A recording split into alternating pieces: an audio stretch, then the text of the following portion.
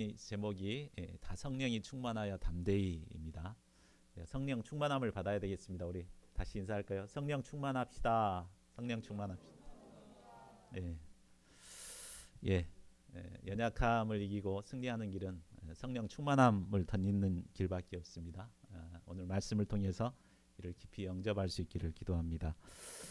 우리 요절 말씀 31절을 같이 읽고 저의 기도로 시작하겠습니다. 시작. 빌기를 다음에 모인 곳이 진동하더니 무리가 다 성령이 충만하여 담대히 하나님의 말씀을 전하니라. 고마우신 하나님, 참 연약한 저희들에게 성령을 허락하여 주신 것을 감사합니다.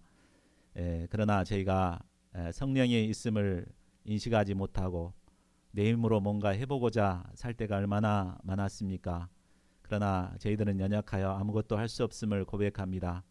성령께서 저희들에게 충만히 임할 때만이 저희들이 담대하게 참 하나님의 일을 감당할 수 있음을 깨닫습니다. 이 시간 말씀을 통해서 저희가 어떻게 성령의 충만함을 덧입고 담대할 수 있는가 깊이 깨닫고 영접할 수 있도록 도우시기를 기도합니다. 감사하고 주 예수 그리스도 이름으로 기도하였습니다. 아멘. 지난주 동아리 등록이 또다시 좌절되었습니다. 매번 동아리 전체 대표자 회의에서 과반수를 찬성하지 그걸 넘기지 못하고 좌절했었는데 이번에도 마찬가지였습니다. 자, 이를 보면 오늘날 캠퍼스 학생들이 기독교에 대해 얼마나 반감을 갖고 있는가를 확인할 수 있었습니다. 우리는 어둠의 권세에 있는 그들을 구원하고 빛 가운데로 살도록 돕고자 하는데 그들은 온몸으로 우리를 거부하고 있습니다. 참 이런 일을 당하고 나면 힘이 빠지고 의기소침해지기 쉽습니다. 그런데 이런 일은 비단 오늘날 우리에게만 일어난 일이 결코 아닙니다. 복음 역사를 시작하는 초대교회에서도 큰 저항과 반대가 있었습니다. 부흥의 역사가 일어나는 곳에는 항상 그것을 반대하는 핍박의 역사도 함께 일어나게 됩니다. 그러면 사도들과 초대교회는 이런 핍박을 어떻게 이겨냈습니까? 본문 말씀을 통해 이를 배우고 어려운 이 시대를 이기고 승리하는 저희 모두가 되기를 기도합니다. 파트 1, 성령 충만하여 예수님을 증거한 베드로 1절에서 12절입니다. 지난주 말씀에서 베드로와 요한은 성전 미문에서 구걸하던 안진뱅이를 나사렛 예수 이름 권세로 일으켰습니다. 그리고 이를 보고 놀라서 솔로몬 행각으로 모여든 백성들에게 복음을 선포했습니다. 저게 이제 솔로몬 행각의 모습을 그려놓은 거거든요. 이게 조그만한 이런 것이 아니라 아주 넓은 광장입니다. 그런데 이제 성전에서 갑자기 이런 큰 집회가 열리니까 종교 지도자들이 깜짝 놀랐습니다. 1절, 2절을 보십시오. 자, 이 소식을 들은 제사장들과 성전 맡은 자와 사두개인들이 불이 나게 달려왔습니다. 이들은 모두 성전을 관리하고 다스리는 유대의 핵심 지도자들이었습니다. 그들은 백성 뒤로 몰래 와서 베드로가 무슨 말을 하고 있는지 엿들었습니다. 그런데 베드로의 설교 중에 그들의 귀를 자극하는 말이 있었습니다. 그것은 예수 안에 죽은 자의 부활이 있다는 말씀이었습니다. 그들이 왜 이 말씀을 싫어할까요? 그것은 이들은 모두 예수님을 잡아서 십자가에 못 박게 한 장본인들이기 때문입니다. 특별히 사두개인들은 부활이 없다는 신념을 가진 자들이었습니다. 이런 그들에게 예수님이 부활하셨다라는 말씀이나 또 예수님 안에서 죽은 자가 부활하게 된다는 말은 몹시 귀에 거슬리고 듣기 싫은 말이었습니다. 자, 3절을 보십시오. 그들은 사도들의 입을 막기 위해 설교하고 있는 도중에 사도들을 잡아서 가두어 버렸습니다. 이로써 사도행전의 첫 핍박이 시작되었습니다. 그들이 핍박하는 이유가 무엇이었습니까? 바로 사도들의 말씀이 그들의 죄를 드러냈기 때문입니다. 또한 사도들의 가르침이 자신들의 신념과 맞지 않는 것이기 때문에 반발하고 핍박을 하게 된 것입니다. 사람들은 자신의 죄가 드러나는 것을 싫어합니다. 또한 자신의 신념과 반대하는 말을 듣고 싶어 하지 않습니다. 그래서 안티크리스찬들이 되어서 복음의 말씀을 전하는 교회와 교회인들을 핍박하고 대적합니다. 자, 이번 동아리 등록 대표자 회의에서 동아리 소개 후에 설전이 있었다고 합니다. 어떤 한 동아리 회장이 우리 동아리 회장이 비크리스찬이라는 것을 문제 삼아서 악착같이 물고 늘어졌다고 합니다. 제 생각에는 아마 그 회장이 우리가 비크리스찬들을 전도해서 성경 공부를 하도록 하고 또 신앙을 갖게 하는 것이 몹시 싫어서 대적하지 않았는가 싶습니다. 이처럼 오늘날 캠퍼스는 복음의 말씀을 듣는 것을 거부하고 또 대적하는 분위기로 팽배합니다. 신앙생활 하려면 너희들끼리만 해. 왜 괜히 이렇게 우리들한테 와서 그렇게 힘들게 해. 이렇게 합니다. 그러나 우리가 이처럼 우리를 반대하고 입을 틀어막는다고 해서 생명 구원의 역사가 중단될 수 없습니다. 4절을 보십시오. 베드로의 설교를 듣는 사람 중에 믿는 자가 많았는데 그 수가 남자만 해서 무려 5천 명이나 되었습니다. 자, 그들은 이렇게 설교를 듣는 동안에 종교 지도자들이 와서 설교자를 끌고 잡아가는 것을 봤습니다. 자, 이런 상황을 목격했다면 저 사람 죄인 아니야? 저 사람 말은 믿을 만한 게 못 돼. 이렇게 이제 생각할 수 있을 것 같은데, 그러나 오히려 그런 상황에서도 베드로의 말씀을 듣고 믿음을 갖게 되었다는 것입니다. 얼마나 놀랍습니까? 그 수가 무려 5천 명이나 되었습니다. 자, 이런 일이 어떻게 가능할 수 있겠습니까? 그것은 베드로가 설교가 뛰어나서 말을 아주 잘해서 그런 것이 결코 아닙니다. 베드로의 말씀은 곧 하나님의 말씀이었기 때문입니다. 하나님의 말씀은 살아서 듣는 사람들의 마음 가운데 역사하기 때문입니다. 히브리서 4장 12절은 말합니다. 우리 같이 한번 읽어볼까요? 시작. 하나님의 말씀은 살아있고 활력이 있어 좌우의 날선 어떤 검보다도 예리하여 혼과 영과 및 관절과 골수를 찔러 쪼개기까지 하며 또 마음의 생각과 뜻을 판단하나니. 하나님의 말씀은 살아있습니다. 그래서 혼과 영뿐만 아니라 관절과 골수를 찔러 쪼개는 역사를 이루십니다. 캠퍼스가 아무리 기독교에 대한 반감이 많고 또 거부하는 사람들이 많다 하더라도 하나님의 말씀은 살아서 능력으로 역사합니다. 아무리 절망적인 상황에서도 우리가 하나님의 말씀을 전하기만 하면 그 말씀에 능력이 있기 때문에 말씀을 듣고 믿음을 갖고 변화되는 역사가 일어납니다.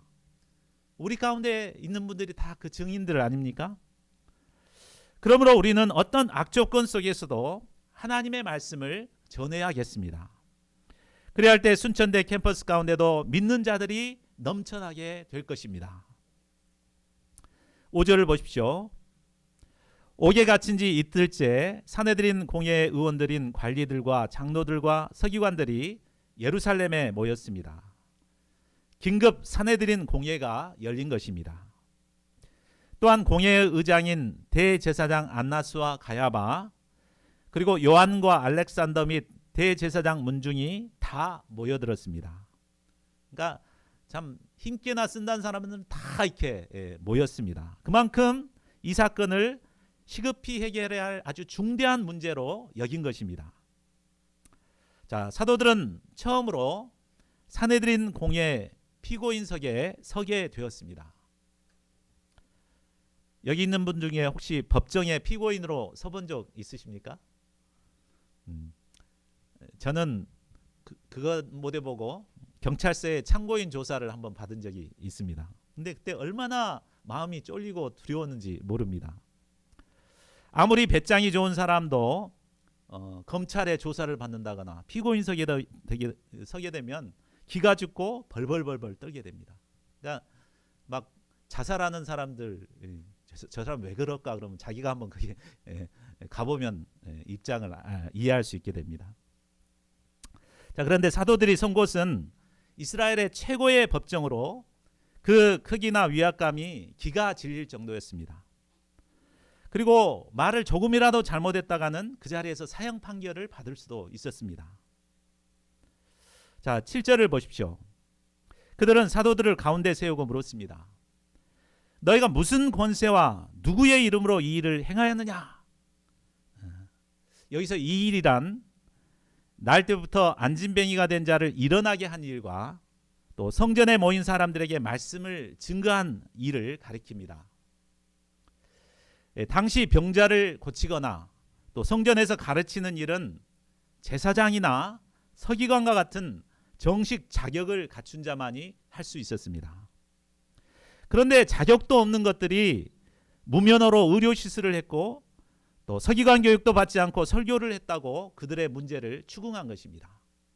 법적으로 하자면 의료법 위반, 또 서기관 사칭죄 이렇게 이제 몰고 있는 것입니다.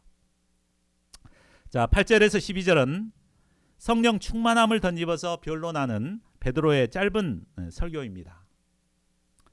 베드로는 신문에 대한 답변을 기회 삼아서 그들에게 담대히 복음을 전하고자 합니다.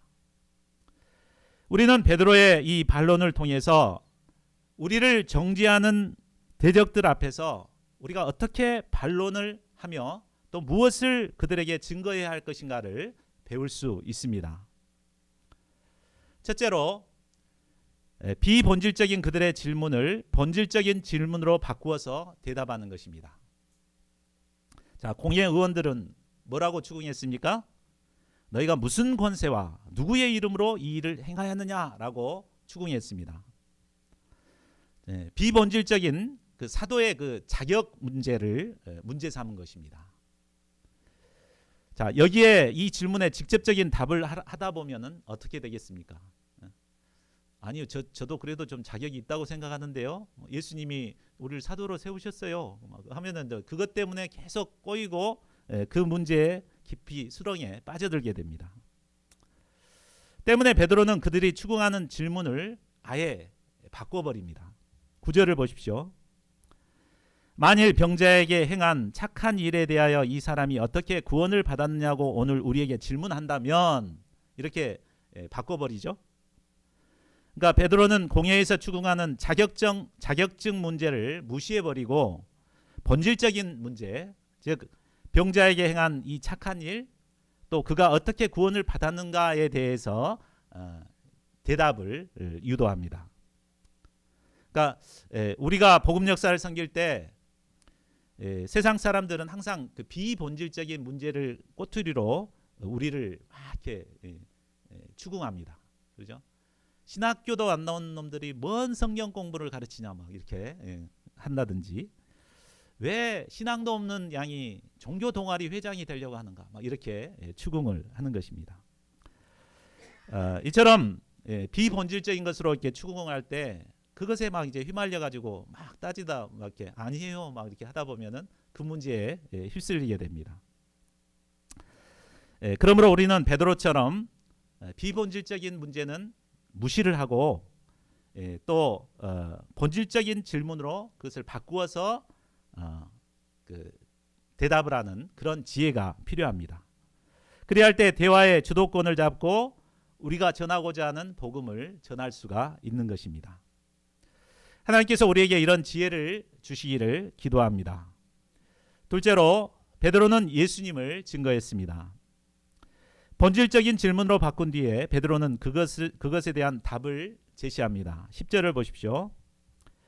너희와 모든 이스라엘 백성들은 알라. 너희가 십자가에 못 박고 하나님이 죽은 자 가운데서 살리신 나사렛 예수 그리스도의 이름으로 이 사람이 건강하게 되어 너희 앞에 섰느니라. 자, 베드로는 이 짧은 문장 속에 예수님이 어떤 분이신가 세 가지로 증거하고 있습니다. 첫째, 이스라엘 백성들이 십자가에 못 박은 예수님입니다. 둘째, 하나님이 죽은 자 가운데서 살리신 예수님입니다. 셋째, 나사렛 예수 그리스도의 이름이 안진뱅이를 건강하게 하셨다는 것입니다. 자, 이 세 가지는 복음의 핵심이라고도 할 수 있습니다. 십자가에 못 박히신 예수님, 또 부활하신 예수님, 우리를 건강하게 하시는 예수님입니다. 베드로는 계속해서 구약 성경을 기초로 예수님을 증거합니다. 11절을 보십시오. 이 예수는 너희 건축자들의 버린 돌로서 진 모퉁이의 머릿돌이 되었느니라. 자, 이 말씀은 시편 118편 22절 말씀을 인용한 말씀입니다. 집을 짓는 데 있어 기초석은 대단히 중요합니다. 기초석의 크기나 생김새에 따라 집의 규모와 형태가 달라집니다. 그런데 건축자들은 예수님을 쓸모없는 돌처럼 취급했습니다. 그 이유는 예수님을 기초석으로 쓰게 되면 자기들이 원하는 집을 지을 수 없기 때문입니다. 결국 그들은 예수님을 십자가에 못 박음으로 내다 버렸습니다. 그러나 하나님은 버림받은 예수님을 구원의 집을 짓는 모퉁이의 머릿돌로 삼으셨습니다. 하나님께서는 모퉁이 머릿돌 대신 예수님을 통해 하나님의 나라를 세워 가십니다. 셋째로 예수님만이 유일한 구원의 주가 되심을 증거합니다. 우리 11절을 같이 읽겠습니다. 12절입니다. 시작. 다른 이로서는 구원을 받을 수 없나니 천하 사람 중에 구원을 받을 만한 다른 이름을 우리에게 주신 일이 없음이라.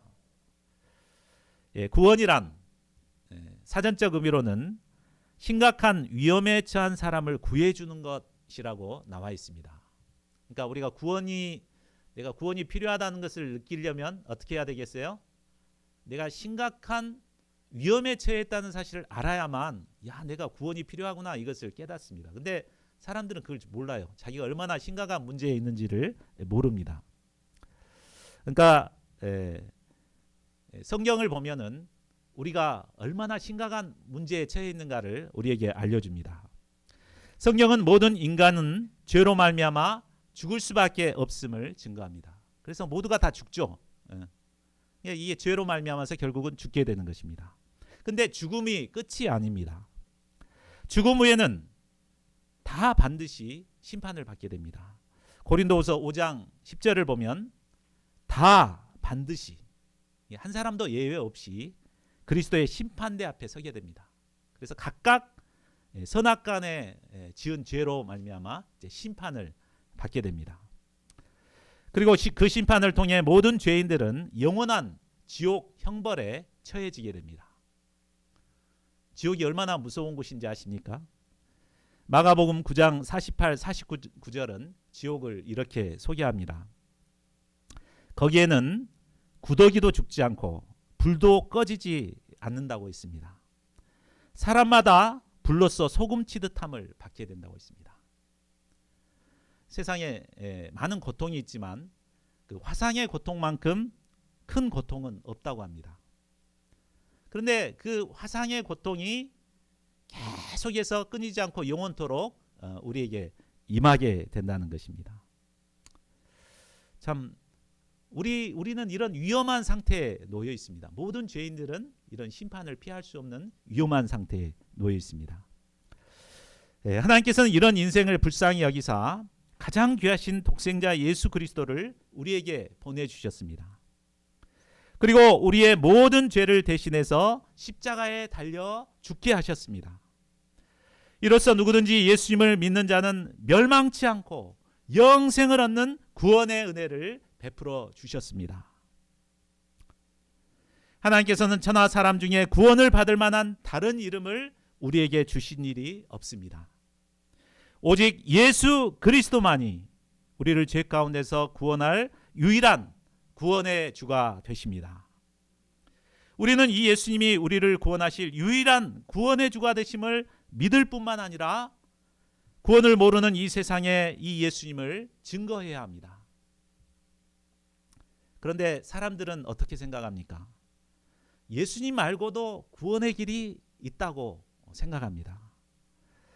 많은 사람들이 경제적 번영이 자신을 구원해 줄 것이라고 생각합니다. 좋은 직장 잡고 좋은 참 연봉을 얻으면 그것이 나를 행복하게 해줄 거라고 생각합니다. 자매님들은 백마탄 기사가 나타나 자신을 구원해 주기를 기대합니다. 그러나 하나님께서는 천하 사람 중에 구원을 받을 만한 다른 이름을 주시지 않았습니다. 오직 나사렛 예수 그리스도만이 우리를 구원해 주실 유일한 구원의 주가 되십니다.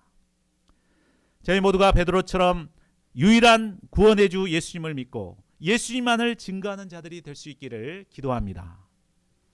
파트 2, 하나님 앞에서 사는 베드로 13절에서 22절입니다. 베드로의 담대한 변론 앞에 그들은 깜짝 놀랍니다. 배우지 못한 범인으로 알았는데 논리적으로 예수님을 증거하는 베드로 앞에 더 이상 신문할 말이 없었습니다. 무엇보다 나사렛 예수 그리스도의 이름으로 병이에서 나은 분명한 증거가 옆에 있었기 때문에 더 이상 신문하지 못했습니다. 그들은 고심한 끝에 그들을 내보내고 서로 의논합니다. 그러다 예수님의 이름이 민간에 퍼지지 못하도록 위협하고 놓아주자고 결의를 합니다. 그리고 사도들을 다시 불러서 경고합니다. 18절을 보십시오. 그들의 경고는 도무지 예수의 이름으로 말하지도 말고 가르치지도 말라는 거였습니다. 당시 산헤드린 공회에서 내린 명령은 곧 법과도 같았습니다. 그것을 지키지 않으면 평생 감옥에서 썩어야 할 수도 있습니다. 자, 그러면 이 준엄한 명령 앞에서 베드로와 요한은 무엇이라고 말합니까? 우리 19, 20절을 같이 한번 읽어보겠습니다. 시작. 베드로와 요한이 대답하여 이르되 하나님 앞에서 너희의 말을 듣는 것이 하나님의 말씀을 듣는 것보다 옳은가 판단하라. 우리가 보고 들은 것을 말하지 아니할 수 없다니. 베드로와 요한은 경고하는 자들에게 오히려 되묻습니다. 하나님 앞에서 너희 말을 듣는 것이 하나님 말씀을 듣는 것보다 옳은가 한번 판단해 봐라. 자, 법은 국민이라면 당연히 지켜야 할 것입니다. 산헤드린 공회에서 그렇게 해라 그랬으니까 지켜야 되죠. 그러나 사람이 만든 법이 아무리 중요하다 할지라도 그것이 하나님의 뜻이나 말씀보다 우선될 수는 없습니다. 우리나라 국회에 계류 중인 법안 중에 차별금지법이라는 것이 있습니다. 만일 이 법이 통과된다면 앞서 베드로가 증거했던 예수님만이 유일한 구원의 주다라고 주장하는 사람은 모두 감옥에 가야 합니다. 자, 실제로 미국에서는 이미 이 법이 만들어져서 공식적인 예배 때 예수 그리스도의 이름으로 기도하지 못하게 되어 있습니다. 그래서 아무리 자신이 목사라도 공식적인 예배에서 기도할 때 마지막에는 모든 신들의 이름으로 기도합니다. 이렇게 기도하라고 법으로 정해졌다고 합니다. 참, 그러니까 우리가 이 차별금지법이 얼마나 악법인가를 알고 이렇게 깨어서 이렇게 막도록 해야 하겠습니다. 그러나 만일 그것이 통과된다 하더라도 우리는 하나님 앞에서 하나님의 법을 따라야 합니다. 우리가 불의한 이 세상에서 어떻게 하나님의 백성으로 살아갈 수 있습니까? 그것은 베드로와 요한처럼 하나님 앞에 살아갈 때 가능합니다. 하나님 앞에서라는 말이 코람데오라는 말입니다. 코람데오의 신앙으로 살아갈 때 우리는 불의와 타협하지 않고 담대히 하나님의 말씀을 따라 살아갈 수 있습니다. 저희 모두가 하나님 앞에서 살아감으로 죄악된 세상을 이기고 거룩한 하나님의 백성들로 살아갈 수 있기를 간절히 기도합니다. 파트 3, 성령이 충만하여 담대히 말씀을 전한 성도들, 23절에서 31절입니다. 사도들이 풀려난 후 그들은 곧바로 동료들에게, 즉 초대교회 성도들에게로 달려갔습니다. 그리고 그들에게 제사장들과 장로들이 했던 말을 다 알려주었습니다. 그들은 복음을 전하다가 잡혀서 산헤드린 공회에서 재판받았던 이야기를 다 알려주었습니다. 또 최종적으로 도무지 예수의 이름으로 말하지도 말고 가르치지도 말라라는 경고를 받았다고도 알려주었습니다. 자, 이런 말을 듣게 되면 어떻습니까? 마음이 위축이 되고 근심과 걱정이 생깁니다. 또 하나님께 대한 원망하는 마음이 들기도 합니다.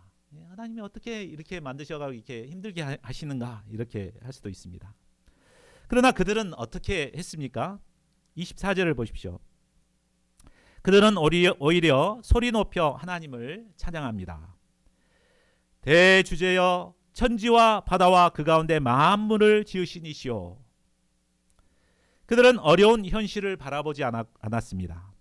고개를 들어 천지와 만물을 창조하신 하나님을 바라보았습니다. 그리할 때 근심과 걱정은 사라졌고 창조주 하나님을 찬양할 수 있었습니다. 다음으로 그들은 하나님의 말씀을 붙들었습니다. 25절, 26절을 보십시오. 이 말씀은 다윗의 입을 통해 하신 말씀으로 시편 2편 1, 2절 말씀입니다. 열방이 분노하며 족속들이 허사를 경영하였는고 세상의 군왕들이 나서며 관리들이 함께 모여 주와 그의 그리스도를 대적하도다. 그들은 이 말씀에 기초하여 현재 자신들이 당하고 있는 상황을 그대로 적용시켰습니다.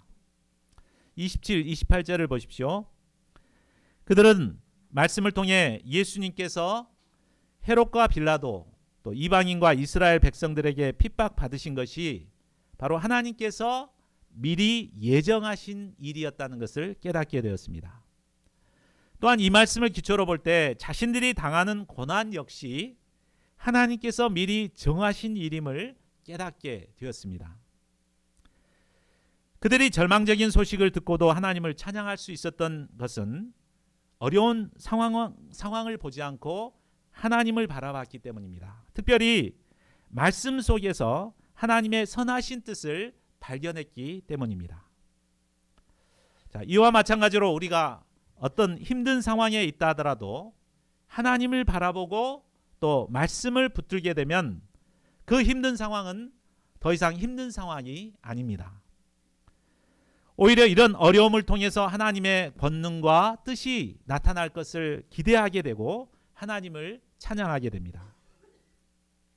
저희 모두가 어려운 상황 앞에서 하나님을 바라보고 말씀을 붙들 수 있기를 기도합니다. 자, 그들은 말씀을 붙들고 하나님을 찬양하는 것으로 끝나지 않았습니다. 하나님께 간절히 기도했습니다. 29, 30절을 보십시오.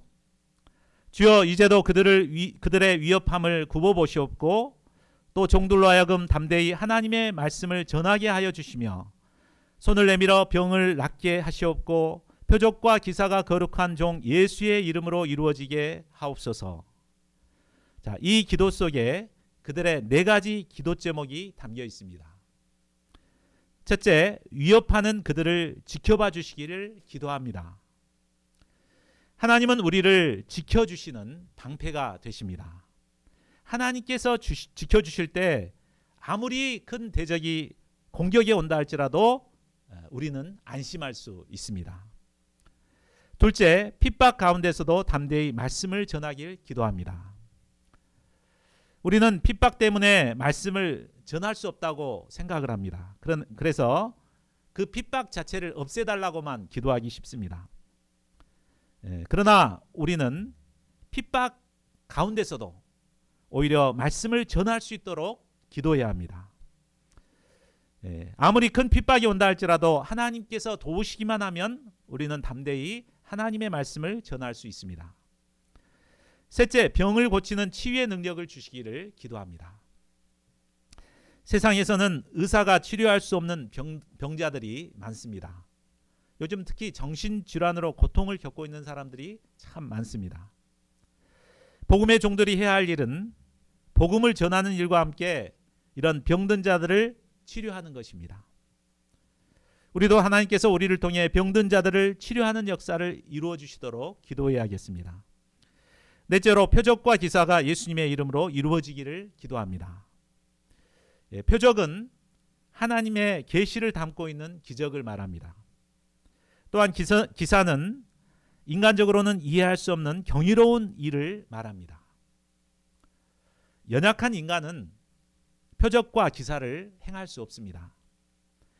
그러나 우리에게는 나사렛 예수 그리스도의 이름 권세가 있습니다. 우리가 예수님의 이름을 의지할 때 우리를 통해 표적과 기사가 나타납니다.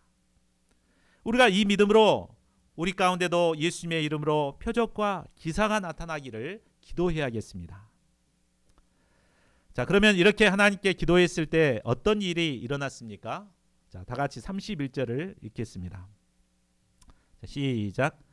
빌기를 다음에 모인 곳이 진동하더니 무리가 다 성령이 충만하여 담대히 하나님의 말씀을 전하니라. 예. 기도를 마칠 때쯤 모인 곳이 진동했습니다. 이는 하나님의 임재를 의미합니다. 하나님께서는 말씀을 붙들고 기도하는 곳에 임하십니다. 하나님께서 그곳에 임하자 그들 내면의 모든 두려움이 사라졌습니다. 염려와 근심도 사라졌습니다.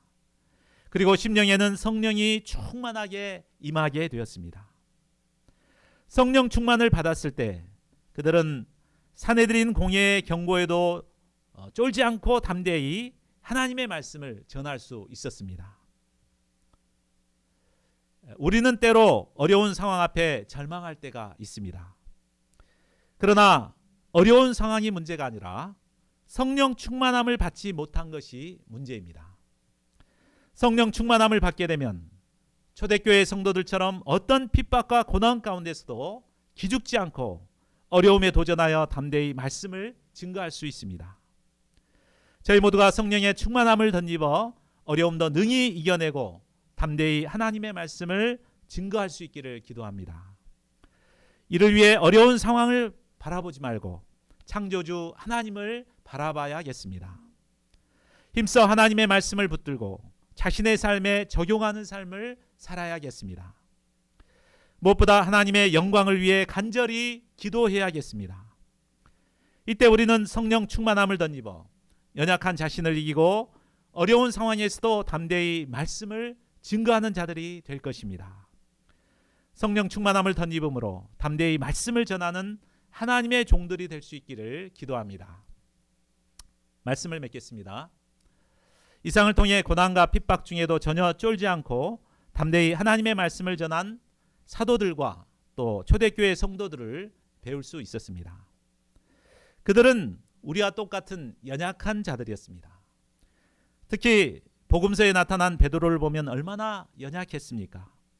그는 과거 예수님을 모른다고 3번이나 부인하던 자였습니다.